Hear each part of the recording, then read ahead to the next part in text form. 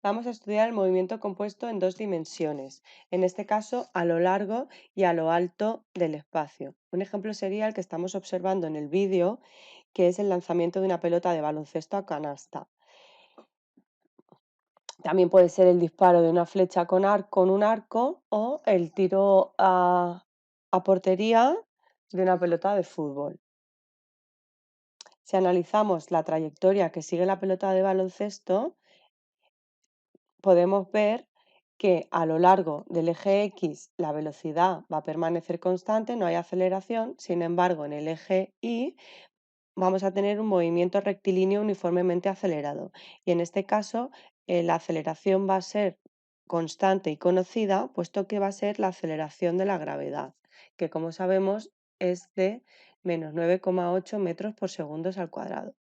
Podemos dibujar para establecer las ecuaciones del movimiento nuestro sistema de referencia, que serán el eje X y el eje Y. Sobre estos ejes vamos a representar la trayectoria de la pelota y dibujaremos el vector velocidad inicial, que como sabemos el vector velocidad siempre es tangente a la trayectoria. Como vemos sobre estos ejes de coordenadas, el vector velocidad inicial va a tener dos componentes, una componente horizontal v0x y una componente vertical v0y. Como vemos en el dibujo, forman los tres vectores un triángulo rectángulo, de manera que el valor del ángulo que forma el vector velocidad inicial con la horizontal me va a permitir calcular las componentes del vector velocidad inicial en el eje X y en el eje Y. Haciendo trigonometría, sabemos que el coseno de un ángulo es igual al cateto contiguo dividido por la hipotenusa. Pues como podemos observar en este triángulo, el coseno del ángulo alfa, que sería el amarillo, va a ser igual al cateto contiguo v0x entre el valor de la hipotenusa, que será el módulo o el valor de la velocidad inicial. De esta manera podemos despejar y la componente x del vector velocidad inicial va a ser igual al producto de la velocidad inicial por el coseno del ángulo que forma con la horizontal. Análogamente podemos calcular la componente y del vector velocidad inicial. Para ello vamos a utilizar la función seno de este ángulo alfa. Como el seno de alfa es el cateto opuesto dividido por la hipotenusa, pues podemos ver que el seno de alfa va a ser igual a la componente y del vector velocidad inicial dividido el valor de la velocidad inicial. De esta manera, despejando, obtenemos el valor de la componente y del vector velocidad inicial. En consecuencia, vamos a tener a lo largo del eje X un movimiento rectilíneo uniforme que transcurre siempre a la misma velocidad, que va a ser v0x, es decir, a velocidad fija v0 por el coseno de alfa. Sin embargo, en el eje Y vamos a tener un movimiento rectilíneo uniformemente acelerado que se inicia a una velocidad de v0 por el seno de alfa, de v0y. Pero este valor, el valor de la velocidad a lo largo del tiempo en el eje Y va a ir cambiando, puesto que, como ya hemos dicho, se trata de un movimiento rectilíneo uniformemente acelerado. Muy bien, pues ahora vamos a obtener cómo cambia con el tiempo tanto la velocidad como la posición en cada uno de los ejes de nuestro sistema de referencia. Para ello, volvemos a la trayectoria parabólica, dibujamos el vector velocidad inicial, lo descomponemos en el eje X y en el eje Y y vamos a recordar. Eje X, movimiento uniforme, rectilíneo y uniforme. Y en el eje Y vamos a tener un movimiento rectilíneo uniformemente acelerado con aceleración menos 9,8 metros por segundo y con velocidad inicial v0y. Vale, como podemos ver en el dibujo, la trayectoria que sigue la pelota será esta, una parábola. A lo largo del eje X, el desplazamiento se produce a velocidad constante. A lo largo del eje X tenemos un movimiento rectilíneo uniforme. La pelota avanza a velocidad constante. ¿Qué es lo que va a pasar a lo largo de la vertical, a lo largo del eje Y? Pues vamos a tener dos partes, dos tramos en esta trayectoria. La primera parte tenemos una velocidad inicial hacia arriba y una aceleración hacia abajo. El efecto de esta aceleración va a ser frenar el movimiento vertical. De esa manera lo que va a ocurrir es que la pelota va a subir cada vez más alto, pero cada vez su velocidad va a ser menor. Verticalmente VI, perdón, va a ser cada vez más baja hasta que llegue un punto en el que se anule, VI va a ser 0 y a partir de ese momento lo que va a ocurrir es que va a iniciar el descenso la pelota.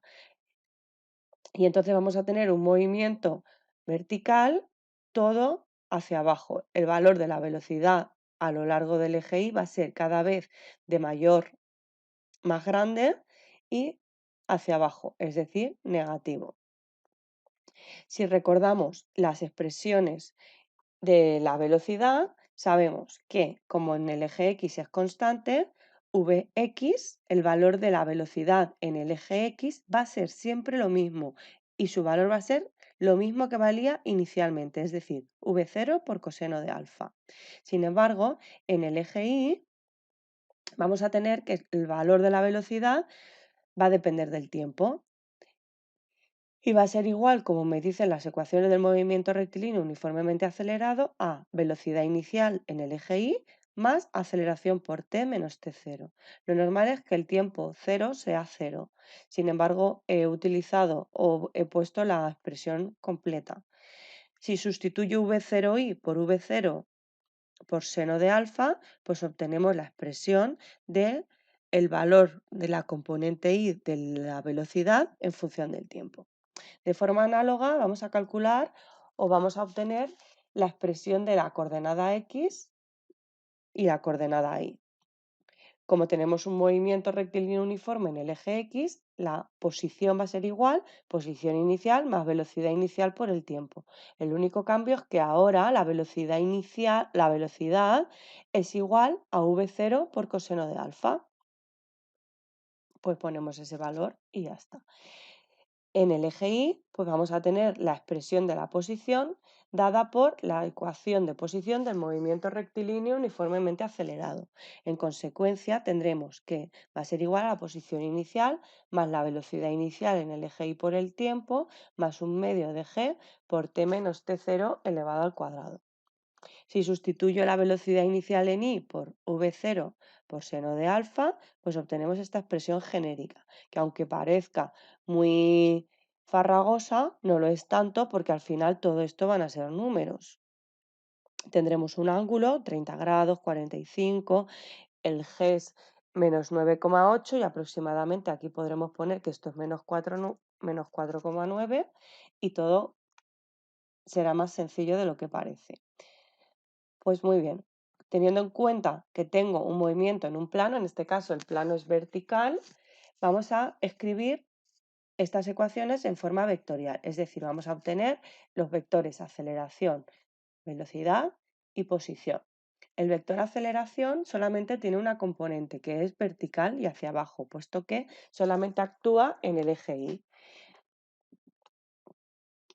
Por tanto, la aceleración va a ser igual al valor de la g por j. Recordemos que los vectores que me dan las direcciones horizontal y vertical, los vectores unitarios son el vector y, que me da la dirección horizontal o del eje X, y el vector j, que me da la dirección vertical o del eje Y. En este caso, la aceleración será igual a menos 9,8 si sustituyo la g por j y la unidad metros por segundos al cuadrado. El vector velocidad pues va a tener dos componentes, la componente X y la componente Y. Teniendo en cuenta los valores que acabamos de obtener, pues tenemos cuántos vale la componente X del vector velocidad y cuánto vale la componente Y del vector de velocidad. De esta manera podemos sustituir las dos expresiones, una multiplicando al vector unitario Y y la otra multiplicando al vector unitario J. y obtenemos la expresión general del vector velocidad, que será pues, la que estamos observando.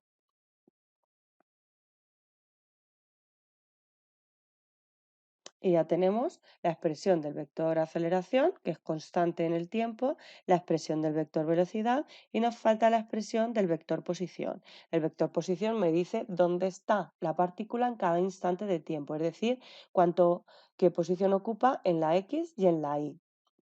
Si volvemos al argumento anterior, pues obtenemos o ya conocemos cuánto vale la posición X con el tiempo y cuánto vale la posición Y con el tiempo.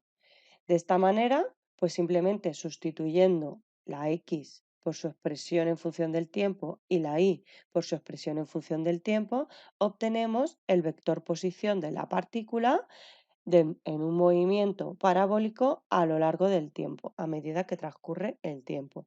De nuevo, esta expresión que parece tan larga, tan farragosa, no lo es, puesto que lo normal es que la x0 sea cero, ¿vale?